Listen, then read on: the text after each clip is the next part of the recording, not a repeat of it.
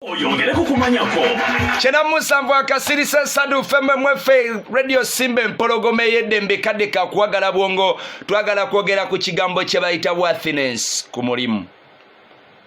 Amaanyi go ku mulimu ago ge twagala okwogerako olunaku lwaleero tulabe ozitowa kyenkana ki ku mulimu eyo gy'oli yabaffe ku mulimu eyo gy'oli ozitowa kyenkana ki singa tobaawo ku mulimu bakumisinga oba oli wastage of space and time ku mulimu gy'okolera.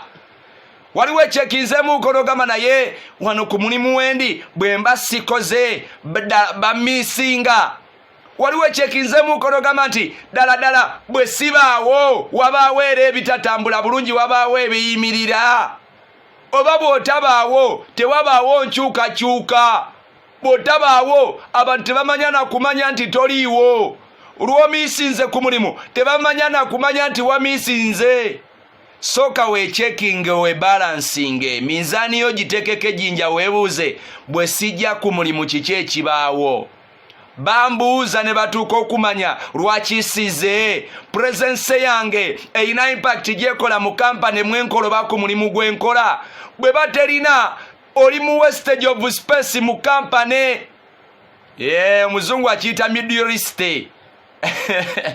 Akati omuzungu agamba waliwo kye bayita value adders nga olina kyotwongerako ku mulimu, value addition. Then wabawo kye bayita middleist nga gw'oli middleist tolina kyotwongerako. Okubaawo okwo n'obutabaawo obwo ku mulimu tebikola makulu. Kyokka ate kya makulu nnyo ku mulimu gy'oli okubanga bw'otabaawo bakumiisinga ne bagamba kino kigenze obi lwakubanga gundi teyakoze.